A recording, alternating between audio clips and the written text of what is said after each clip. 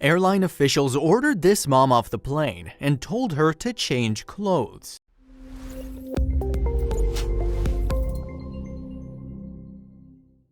Londoner Harriet Osborne was on her way home after having the trip of her life in Spain. Excited to reunite with friends and family, Harriet was in high spirits, but all that post-vacation glow would soon quickly disappear. Harriet was given a surprising ultimatum: change clothes or get off the plane. What followed would spark a media explosion and a fierce debate. The summer of 2019 wouldn't be forgotten anytime soon by 31-year-old London native and mother of two Harriet Osborne. In an effort to burn the stress that came along with her job as a parent and makeup artist, Harriet decided to kiss London goodbye and go on a holiday with some friends. The young lady wanted to go somewhere where she could experience some real summer weather. With that goal in mind, she flew out of London to the sunny south of Spain to experience what summer was really made of. Unbeknownst to her, this vacation would bring about some big changes for Harriet. Harriet's life back in London was very different from her life while on holiday. Usually her style is quite modest. Not only is England a notoriously cold country, but she was a preoccupied mother of two. In general, dressing up in revealing clothing was probably the furthest thing from her mind. That said, the warm weather and cheerful disposition of Spain had Harriet feeling on the spontaneous side. She spent the entire trip feeling free of judgment or wandering eyes, leaving her feeling more than comfortable to change her clothes from her usual repertoire. A week or so of feeling free on holiday can do a person wonders.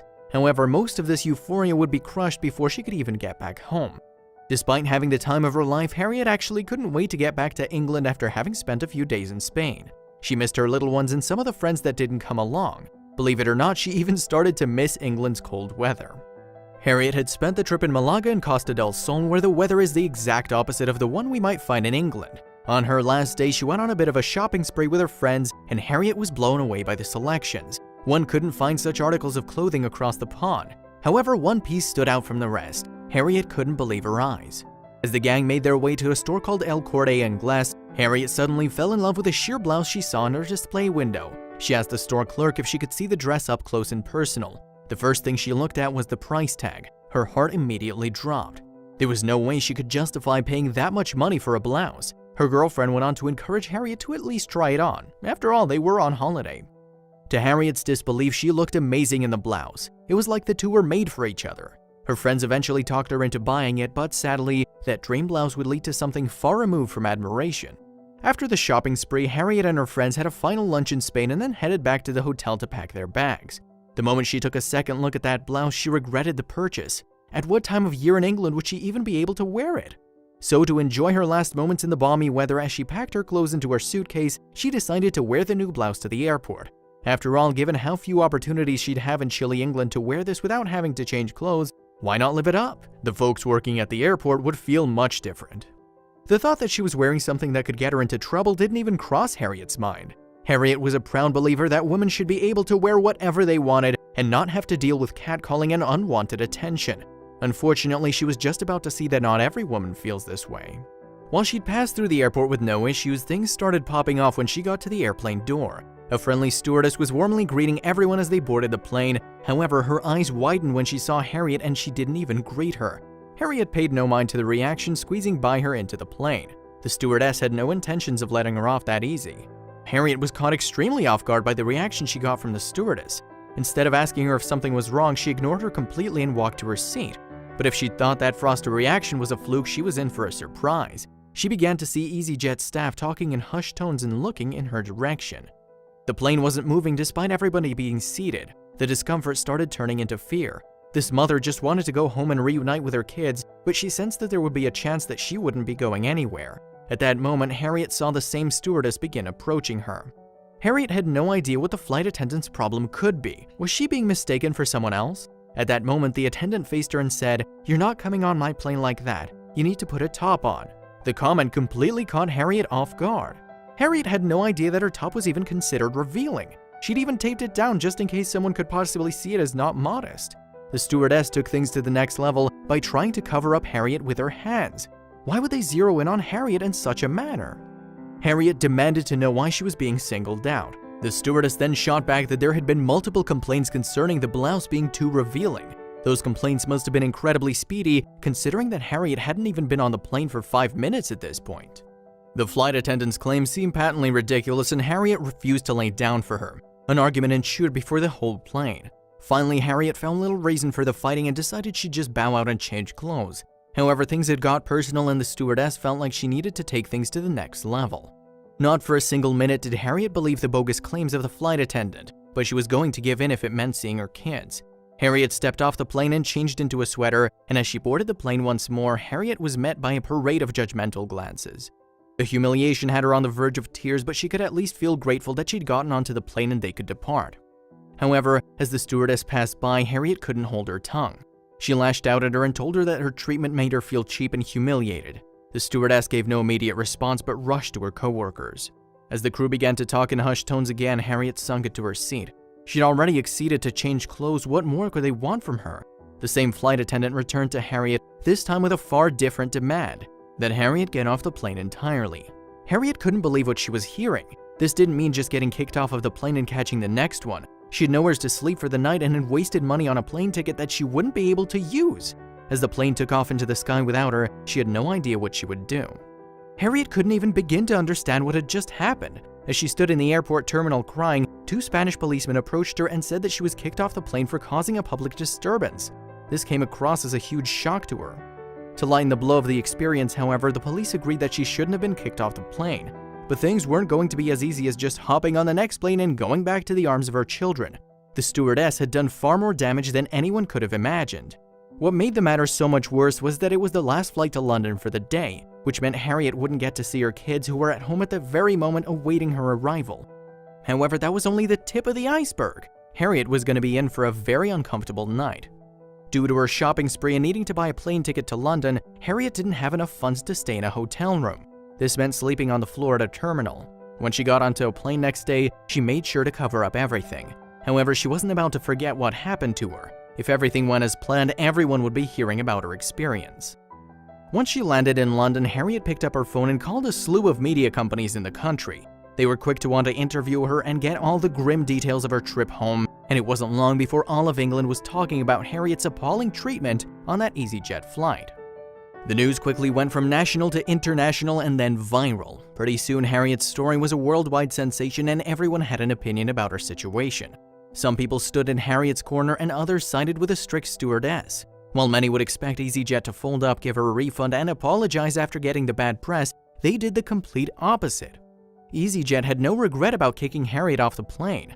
When the story was covered by Fox News, the airline left a statement that said the following: "We can confirm that a passenger traveling from Malaga to Stansted on 23rd of June was unable to travel due to behaving disruptively." The statement further said, following concerns about her clothing, the crew politely requested that the customer wear an additional top for the flight, which the customer agreed to. However, she then proceeded to act disruptively towards a member of our crew. Our cabin and ground crew are trained to assess all situations and to act quickly and appropriately. We do not tolerate abusive or threatening behavior towards our staff. Much like Harriet Osborne, Madeline Schaefer had a similar experience, but in a water park. If anyone could have caught a glimpse of Odessa, Missouri native Madeline Schaefer's life in the early 2000s, they would have said she was living the ideal. She had a good job, 2 kids, and the personal drive to give them the kind of life every child deserves. However, one day in 2005, life sideswiped this young mom. It didn't come in the form of a disease or a car accident. Rather, her life changed as the result of something very basic that anyone might do. As Madeline was going through her nightly routine, something suddenly occurred that would shatter her reality and leave her in a position she'd never dreamed could happen. Before the water park incident, Madeline experienced several blows, which in turn made the incident even worse. One night, Madeline prepared her evening shower, and getting in proved to be quite the challenge for the mother. She made one false move and ended up keeling over, slipping into the hard surface of the tub. While slipping in the shower has happened to everyone here and there, the way Madeline fell was particularly bad. As Madeline attempted to lift herself up from the tub, she discovered to her horror that she was unable to get up. She called for help, an ambulance arrived, and the paramedics began to assess the situation. As it turns out, as a result of her fall, Madeline had slipped disc in her back and needed medical attention. At that moment, the pain was too intense to bear, and she made a split decision that many would find bizarre. Suffering from too much pain and fearing what moving from the tub to the stretcher would feel like, Madeline decided to remain there. 24 hours soon turned into 48 hours, which eventually turned into 72. Madeline Schaefer ended up lying in that tub for 3 days, and during the time that she was stuck there, she did a lot of thinking.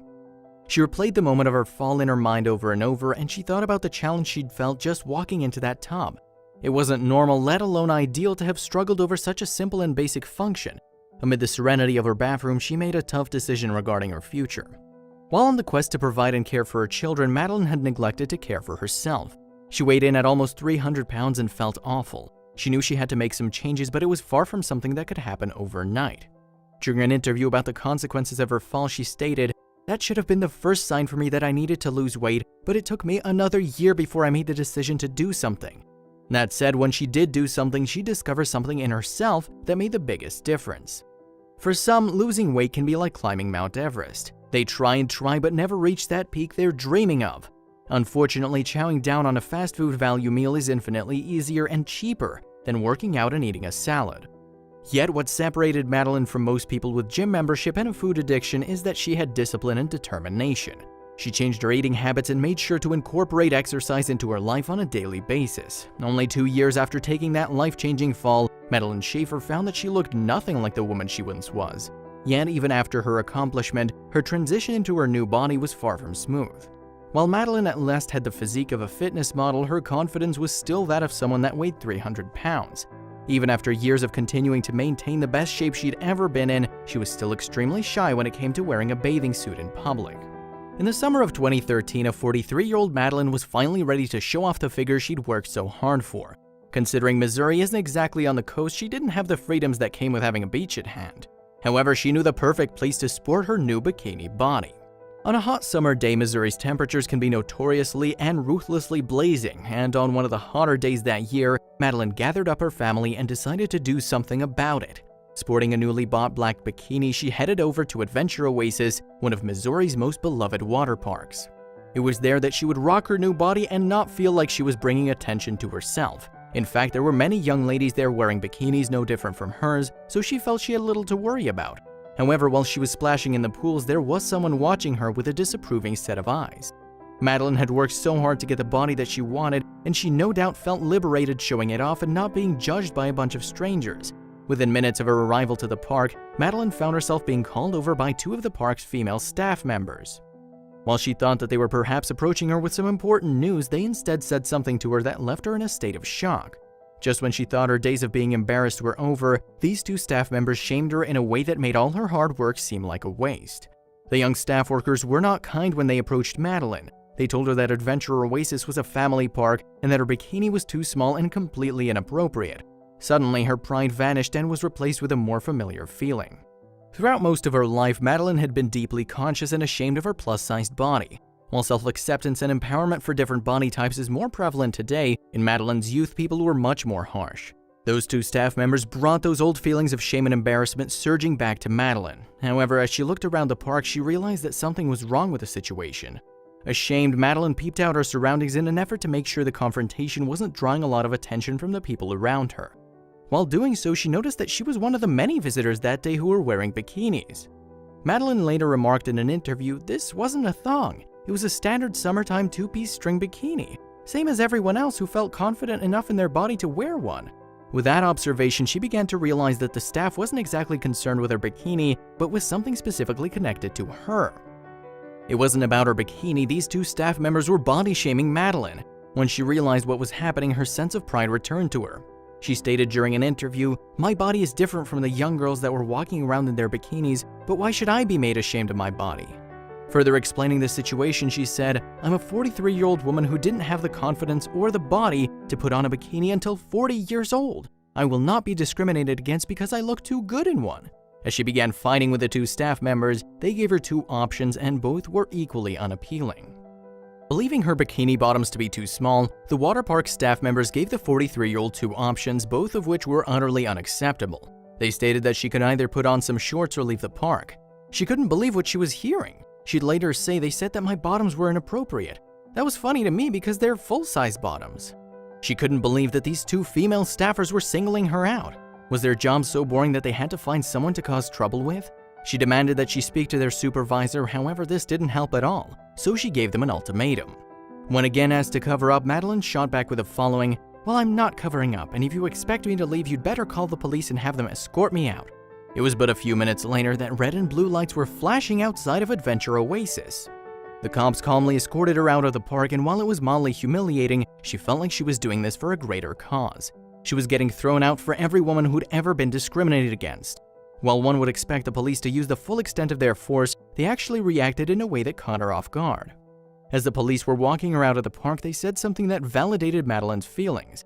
They said that they disagreed with the staff park members, but that they had to do their job. According to Madeline, they told her the following: "We can't actually say anything," they said as we walked outside, "but I hope from the expression on our face that you can tell how we feel." While the Adventure Oasis staff members probably thought that her problem was over, they'd have another thing coming. As she was overcome with anger by what had happened, Madeline wasn't just about to brush the experience off her shoulders and move on with life. She had a plan that would put their vile behavior in the limelight for all to see. As soon as she got home, Madeline logged onto her Facebook and left a post about her humiliating experience. She explained to her audience, "I felt like it was both age and body discrimination, and I felt like I could look around me and I could see a handful of other girls half my age wearing the same size swimming suit and not being singled out and told to put on clothes or leave." People couldn't believe that the staff workers at Adventure Oasis would behave in such a manner. Madeline's post gained more and more traction and support and soon became a viral sensation on the internet. Yet that was just the beginning, as her story was about to reach people in a much higher position. The story made Madeline something of a local celebrity, and she began getting recognized by strangers. She was even soon contacted by Good Morning America as they wanted to cover her story. This would definitely be a big blow to Adventure Oasis, and she was more than happy about it. With her story hitting several news outlets, she soon had the support of the world standing behind her. She proudly wrote on her Facebook, "In addition to other countries already mentioned, I've now heard from Greece, China, Hong Kong, and received over 500 beautiful letters from Brazil. I've been wanting to see the world, and now the world is coming to me and sending much love." What would she do with this new platform? When it comes to what Madeline actually wants out of the situation, it has little to do with money or even access to the park. She wants change. She posted, "I stand by my grievance that I was discriminated against at Adventure Oasis Water Park, and I don't believe it should happen again." She further stated, "It is not money that is going to correct the issue, but a change in the swimming park's appropriate swimming attire policy, and also an improvement involving better education and orientation of their park management." With that said, where is Madeline all these years later? It looks like the incident at Adventure Oasis was the final straw for Madeline. It was only weeks after the occurrence that she packed up her bags and moved to Hawaii. There she could enjoy the beach at her leisure and have plenty of opportunities to feel comfortable in her own skin. She's gone on to state, "I do love the Midwest. I've been a Missouri girl all my life, but there's a sort of oppression there that you don't find in a lot of parts of the world. To be kicked out of a water park for wearing a swimming suit, that is sort of a Midwestern thing. That's not going to happen in Hawaii."